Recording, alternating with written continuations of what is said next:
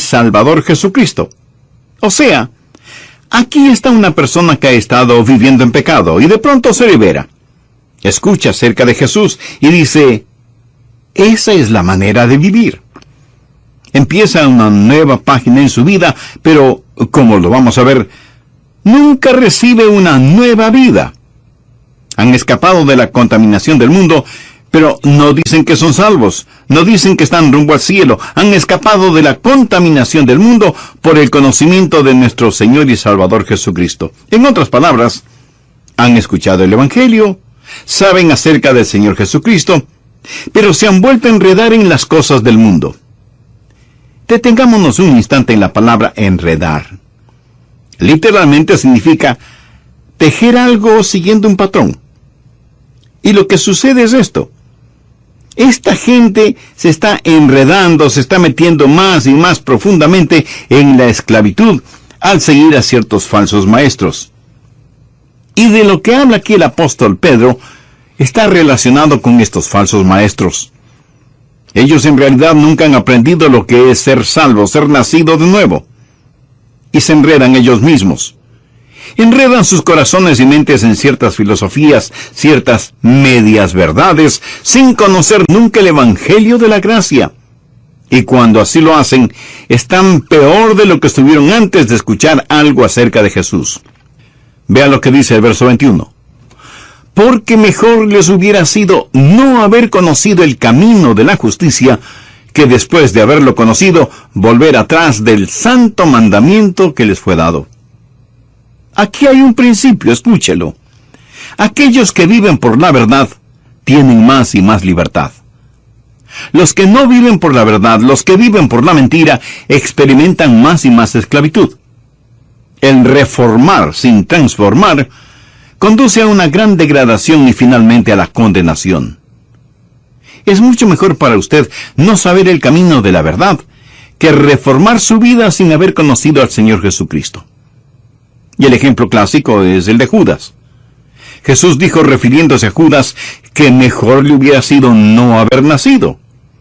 Judas escuchó la verdad, Judas reformó su vida, Judas fue discípulo del Señor Jesús, Judas escapó de la contaminación del mundo por un rato, pero su postrer estado vino a ser peor que el primero.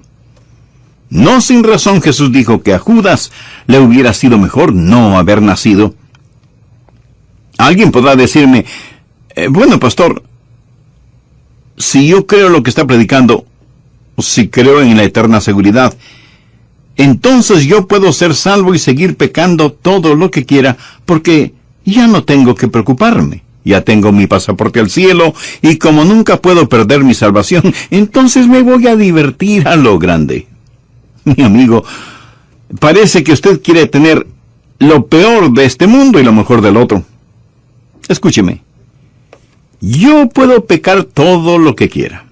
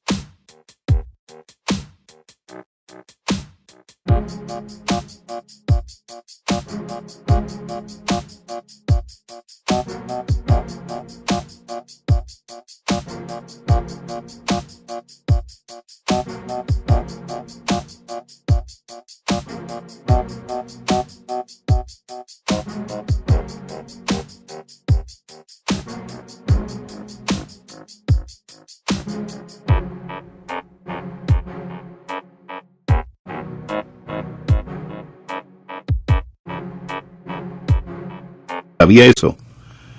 Yo puedo pecar todo lo que quiera, pero no quiero hacerlo. No quiero pecar. Nada me haría más feliz que el saber que no pecaré nunca más. Si hubiera algún tipo de documento que diga que será imposible para mí el pecar, lo firmaría sin pensarlo dos veces. Yo no quiero pecar. Y si usted cree que la seguridad eterna es una licencia para seguir pecando, ¿sabe cuál es su problema? Usted probablemente necesita ser salvo.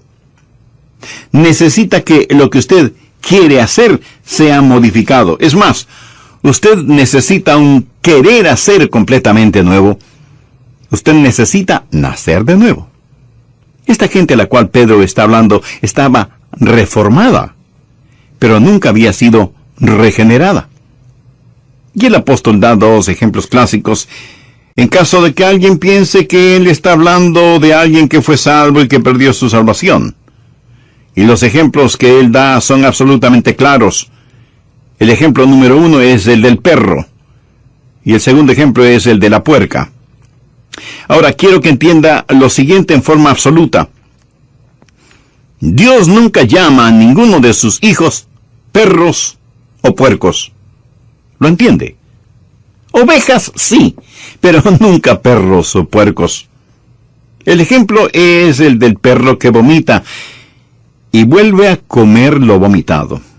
Y si usted dice, pastor, eso es repugnante, permítame informarle que Pedro quería que fuera repugnante. Por eso utilizó esa ilustración. Es una ilustración que la dio Pedro, no yo. Creo que soy un poco más cauto como para dar una ilustración de ese tipo. Ahora, el perro pudo haberse sentido mejor después de comer su propio vómito, pero seguía siendo un perro. No había experimentado ningún cambio. Ese perro hizo lo que todos los perros hacen, volver a su propio vómito. La segunda ilustración que Pedro utiliza tiene que ver con un puerco, cerdo, cochino, marrano o como le llamen en su país. La Biblia habla de una puerca. Pedro aquí se vuelve un maestro clásico. El perro se siente mejor, el puerco luce mejor, pero ninguno de los dos ha cambiado en nada. Dios nunca llama a ninguno de sus hijos un perro o un puerco, porque ninguno de los dos ha sido esencial o eternamente cambiado. ¿Recuerda la historia del hijo pródigo? ¿Ha escuchado alguna vez la historia del perro pródigo o del puerco pródigo? No, ¿verdad? En la Biblia solo encontramos la historia del hijo pródigo. Y se la voy a repetir, pero haciendo mi propia paráfrasis. Cuando el hijo pródigo se encontró en el chiquero con los puercos, se dijo, estoy cansado de estar en este chiquero. No fui hecho para vivir entre puercos.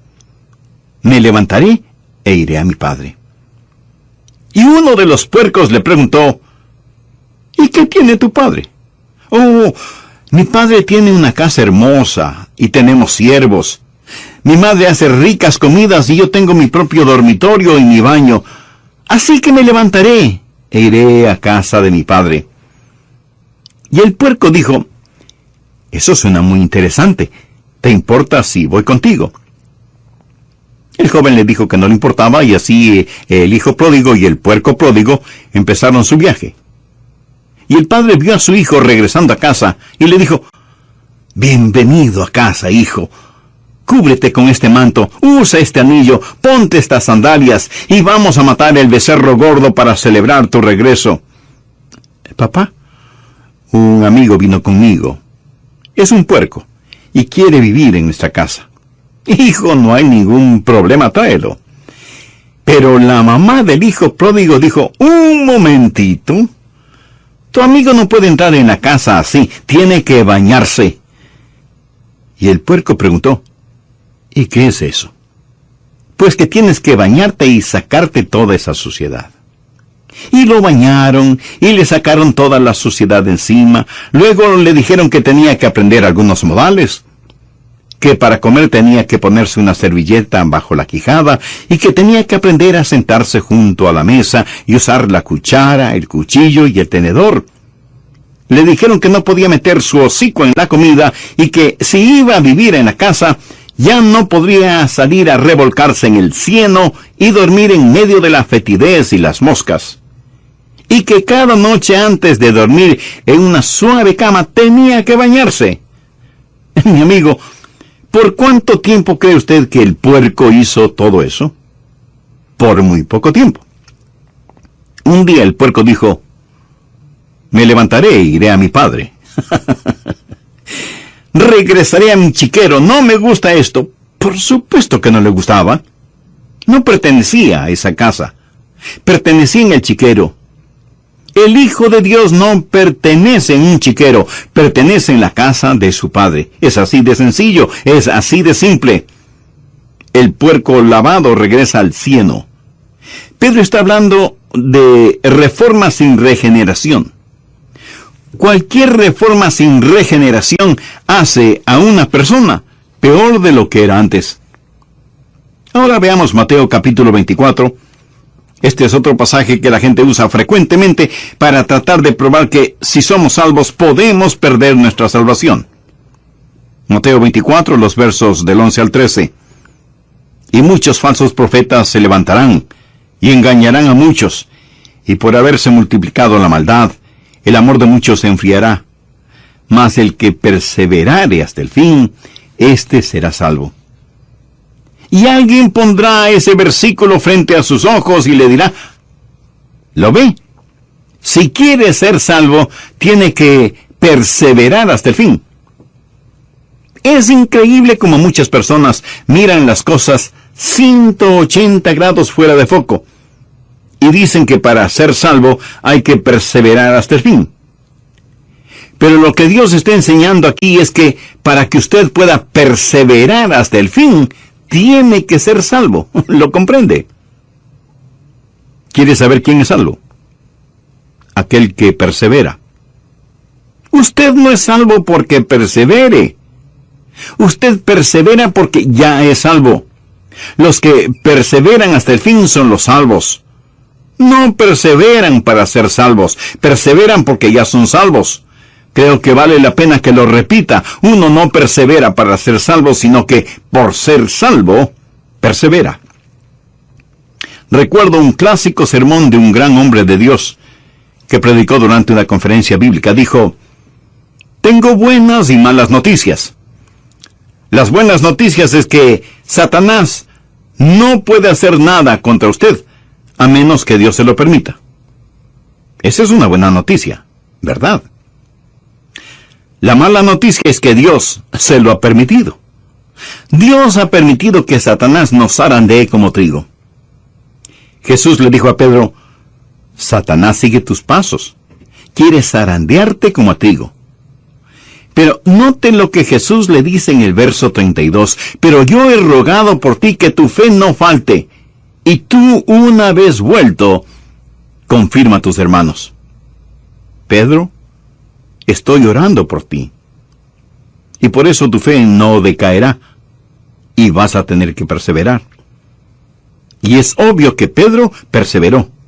El Pedro temeroso, el Pedro cobarde, el Pedro que juró con maldiciones que no conocía al Señor, últimamente nunca olvidó al Señor Jesús.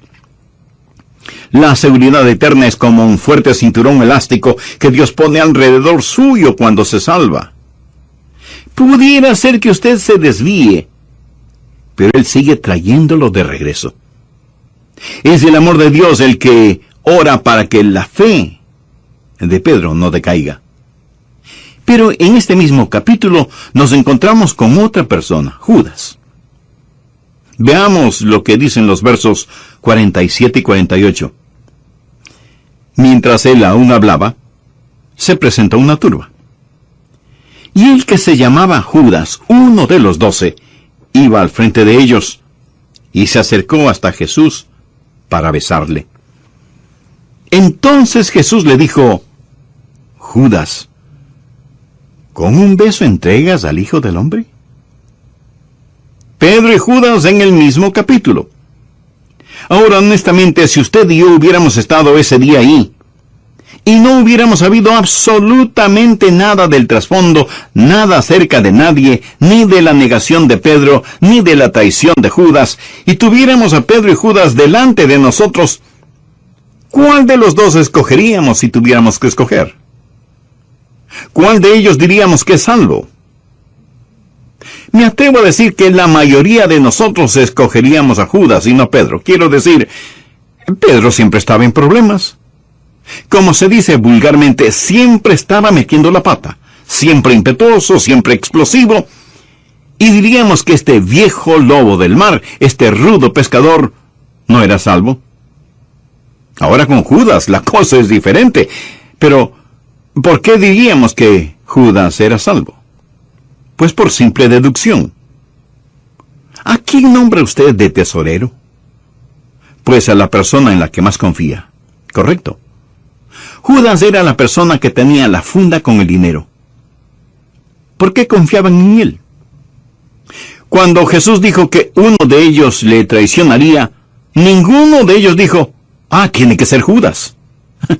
Nadie sospechaba de Judas. ¿Perseveró Judas? Por supuesto que no perseveró. Traicionó al Señor Jesús, no buscó el perdón de Dios, se suicidó y con toda seguridad está en el infierno. Busquemos ahora Juan 6:64. Jesús dijo, pero hay algunos de vosotros que no creen. Y está haciendo referencia a quienes estaban a su alrededor. Jesús sabía desde el principio quiénes eran los que no creían y quién le había de entregar. ¿Cree usted que todas estas cosas sorprendieron a Jesús? ¿Cree usted que él dijo, ¿cómo pude haber escogido a Judas, en quien confié, y ahora me traiciona? No, mi amigo, Jesús escogió a Judas sabiendo lo que iba a suceder. Jesús supo que Judas nunca creyó en él. Veamos lo que dicen los versos 70 y 71 de este mismo capítulo 6 del Evangelio de Juan.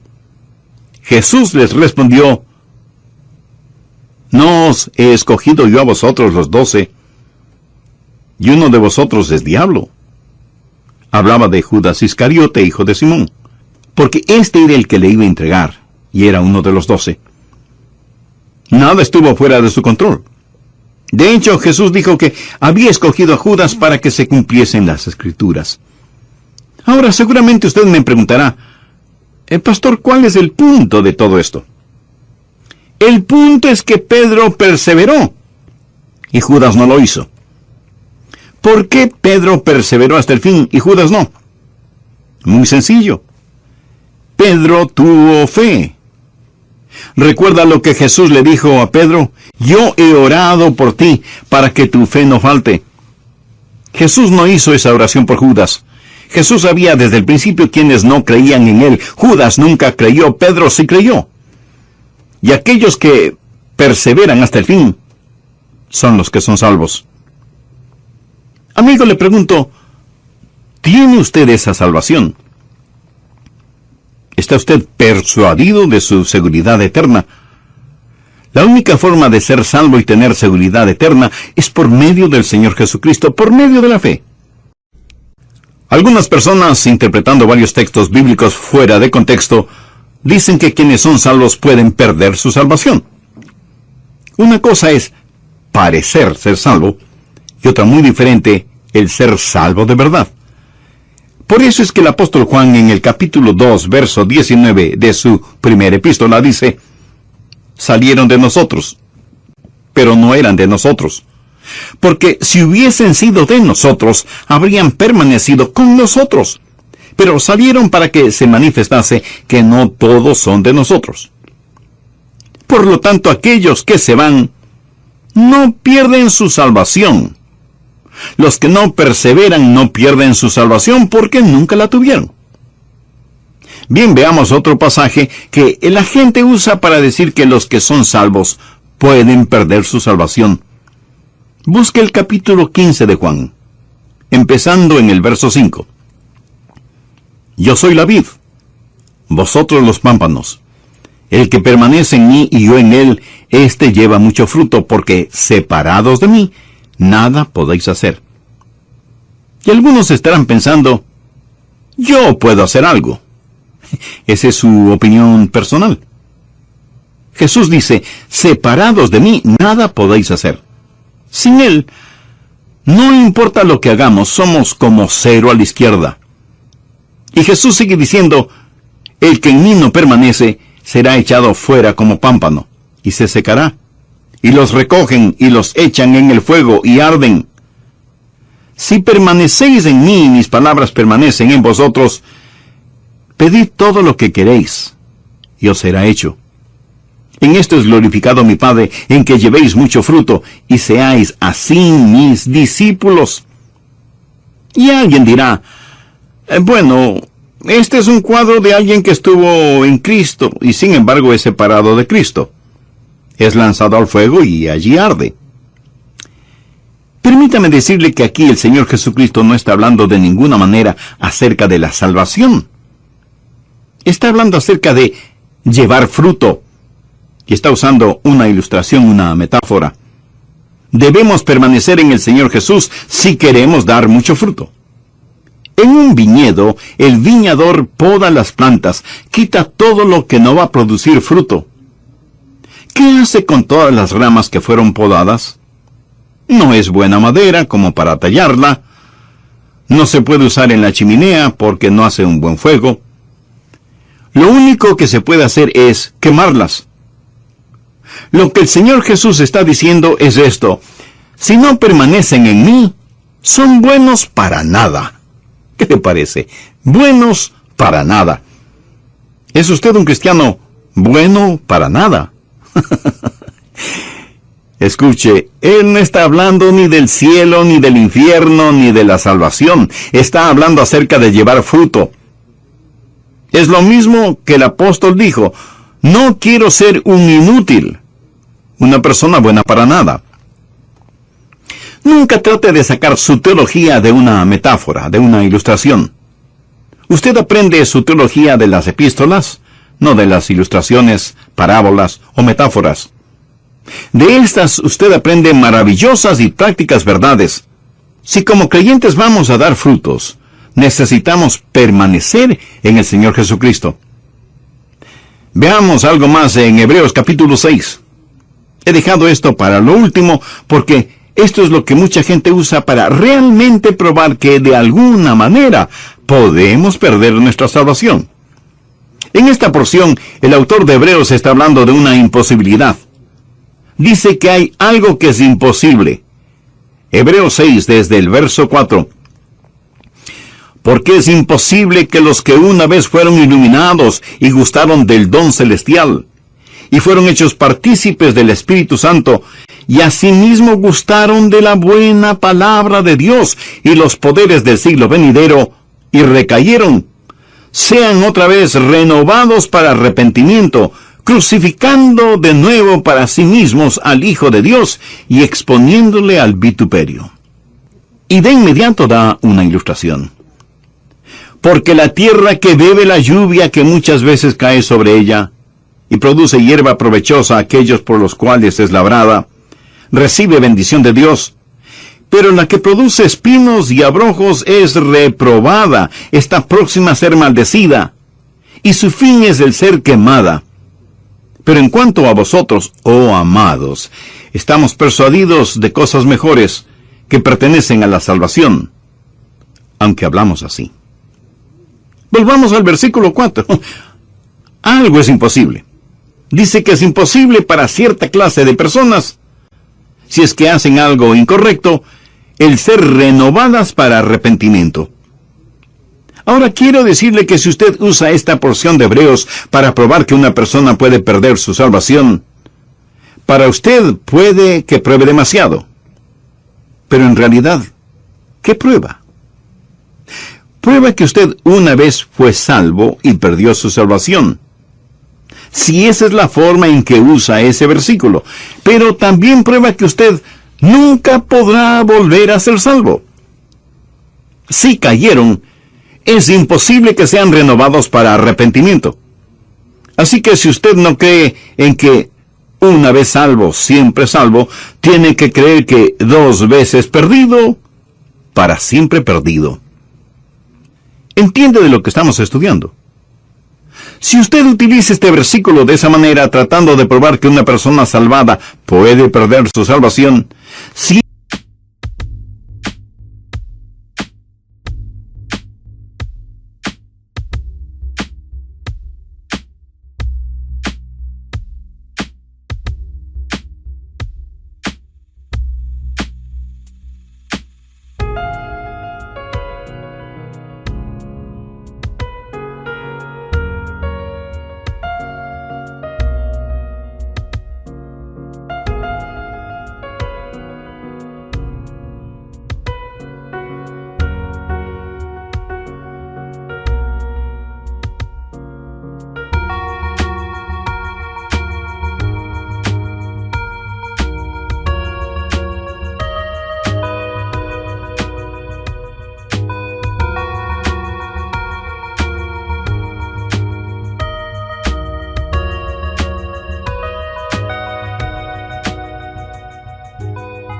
eso es lo que trata de probar, entonces siga adelante y sea honesto. Y dígales que una vez que pierden su salvación, nunca jamás podrán volver a ser salvos. Porque es imposible el ser renovados para arrepentimiento. Entonces, ¿de qué está hablando aquí? No está hablando de personas que han sido salvadas. Y si usted me pregunta, pastor, ¿cómo sabe que no está hablando de personas que han sido salvas? Bueno, solo hay que leer el verso 9 que dice, pero en cuanto a vosotros, oh amados, estamos persuadidos de cosas mejores y que pertenecen a la salvación. ¿Lo ve? No está hablando aquí de gente salvada, está hablando de personas que vienen hasta el mismo umbral de la salvación y se regresan. Es imposible para estas personas el tener tratos serios con Dios.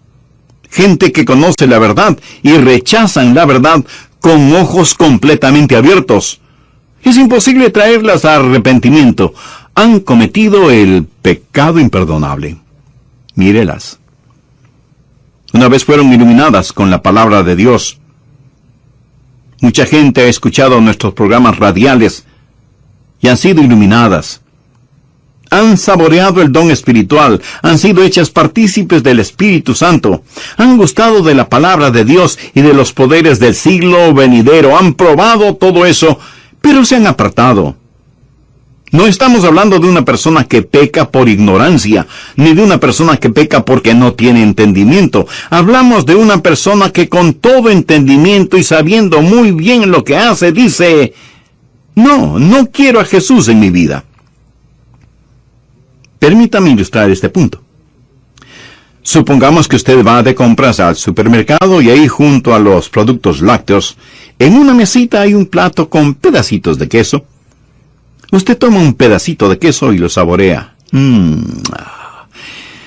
Es un queso sabrosísimo. Así que pide 2 libras de ese queso. Termina de hacer sus compras y va a la caja a pagar. Hasta aquí ninguna novedad. Pero cuando la cajera registra el precio del queso, usted no puede creer que sea un queso tan caro. Y usted dice que no está dispuesto a pagar tanto por un simple queso. Y ella le informa que es un queso muy raro, importado, y que ella pensaba que usted lo quería. De otra forma, no lo hubiera pedido. Y usted le dice que efectivamente lo quería, pero no sabía que era tan caro, y que no estaba dispuesto a pagar tanto, por muy raro e importado que fuera el queso. Muy bien lo que hace. Y ese es su privilegio. Nadie le obliga a comprarlo. Pero recuerde, tampoco nadie le obligó a probarlo. Ahora en Hebreos encontramos una ilustración, y me fascinan las ilustraciones de la Biblia que lo aclaran todo. Leamos nuevamente Hebreos 6, los versos 7 y 8.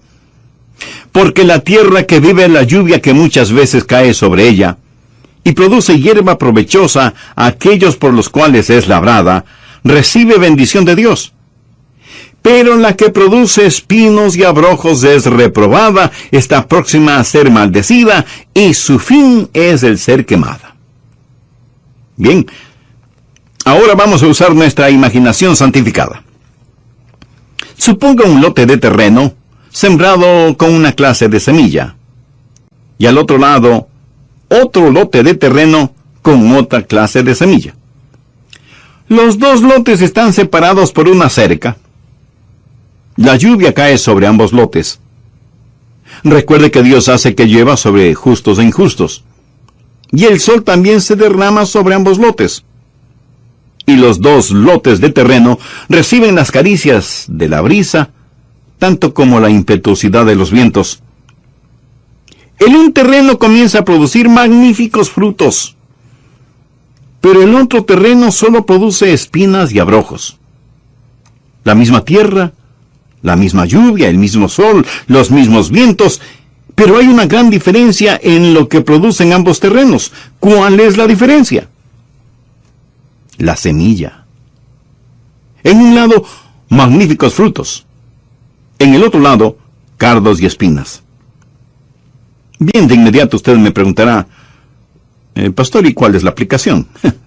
Escuche con atención. Los miles de oyentes de este programa, todos están escuchando ahora este mismo sermón. Lo oyen y, por así decirlo, pueden saborear la buena palabra de Dios. El Santo Espíritu de Dios trabaja en ambos lados. Y algunos de los que escuchan dirán, sí, a Jesús. Pero otros, en cambio, le dirán, no. Algunos producirán buenos frutos, otros producirán espinos y abrojos. Esto no depende ni del sol, ni de la lluvia, ni de los vientos. No depende ni siquiera del terreno. Todo depende de la semilla que está en el corazón. El libro de Hebreos fue escrito para los judíos, y habla de los judíos que estaban abandonando sus viejos caminos para caminar en el nuevo camino. Estaban saliendo de la antigua dispensación, la legislación del Antiguo Testamento, hacia un nuevo camino. Pero muchos de estos judíos y muchos de los primeros discípulos que vinieron al nuevo camino tuvieron que darle la espalda a las cosas antiguas. Y cuando así lo hicieron, fueron perseguidos y muchos de ellos fueron condenados a muerte. Y francamente, como el hombre que compró el queso, no quisieron pagar el precio. Así que le dieron la espalda al Señor Jesús. Lo habían probado, lo habían comido, lo conocían, sabían del Espíritu Santo, estuvieron en la sinagoga, habían escuchado la lectura de las Escrituras, habían escuchado el testimonio de los apóstoles, habían visto las vidas cambiadas. Todo lo habían visto. Pero el libro de Hebreos fue escrito para aquellos que tienen la tendencia de regresar a su antiguo judaísmo, a sus viejos caminos. Aquí están dos judíos. El uno es un genuino creyente, el otro no lo es, nunca ha sido salvo. Él tiene mucha influencia, pero nunca ha sido salvo. Y alguien con autoridad viene y les dice, veo que son seguidores de Jesús de Nazaret, ¿es cierto? Y ambos hombres contestan que sí. Y les dice, quiero que sepan que si persisten en seguir a Jesús, encontrarán la muerte. ¿Lo entienden? Y el verdadero creyente responde, estoy listo a morir. Si usted lee el capítulo 11 de Hebreos, sabrá que en verdad muchos creyentes fueron asesinados. Envían a este hombre a un chiquero, en donde matarían un puerco, y la sangre del puerco se derramaría por el suelo, y le dirían al hombre, escupe sobre esa sangre, y di que la igualas a la sangre de Jesús de Nazaret, pisa sobre ella, y di que eso es lo que piensas de la sangre de Jesús, solo entonces podrás volver a tus viejos caminos. Y eso fue exactamente lo que el hombre hizo, para volver a su antigua manera de vivir. Él supo lo que estaba haciendo, pero estaba más interesado en salvar su propia vida. Había saboreado, sus ojos habían sido abiertos, había sido iluminado, pero no quiso pagar el precio. ¿Sabe lo que él hizo cuando hizo lo que hizo? Cometió el pecado imperdonable, por lo tanto es condenado y en camino al infierno. Es imposible renovarlo para arrepentimiento. Hebreos 6 dice, es imposible que quienes recayeron sean otra vez renovados para arrepentimiento, crucificando de nuevo para sí mismos al Hijo de Dios y exponiéndole al vituperio. Ellos hicieron esto, a pesar del Espíritu de gracia. Quiero hacer énfasis que no se está hablando de una persona salva que haga esto. Un verdadero creyente jamás lo hará. Yo no podría hacerlo. Espero que usted no pueda hacerlo.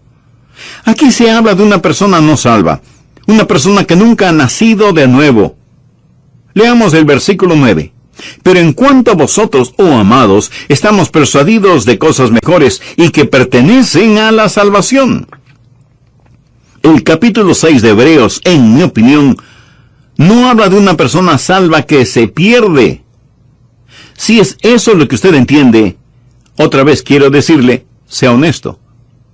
Si usted no cree que una vez salvo, siempre salvo, de acuerdo a este versículo, entonces tiene que creer que 2 veces perdido, para siempre perdido. porque es imposible para tales personas traerlas para una renovación de arrepentimiento. Y si alguien me pregunta, Pastor Rogers, si lo que dice es verdad, entonces, ¿qué del pecado en la vida de un hijo de Dios? Bien, Dios puede disciplinarlos, pero no para probar que están perdidos, sino para probar que son salvos. En el versículo 6 del capítulo 12 de Hebreos se nos dice, porque el Señor al que ama disciplina y azota a todo el que recibe por hijo. Cuando mi papá me disciplinaba, no era porque no me amaba, antes por el contrario, porque me amaba me disciplinaba. Hebreos 12:8 dice, pero si se os deja sin disciplina, de la cual todos han sido participantes, entonces sois bastardos y no hijos. Eso es lo que Dios dice. ¿Qué significa todo esto para usted? Bueno, si usted es un hijo o una hija de Dios, ¿sabe que es salvo o salva? Entonces regocíjese, descanse en el amor de Dios y con genuina gratitud sírvale todos los días de su vida por haberle dado tan maravillosa salvación. Y si usted que me escucha hoy todavía no es salvo, ¿por qué no hace esa importante decisión ahora mismo? Si tiene ese deseo en su corazón,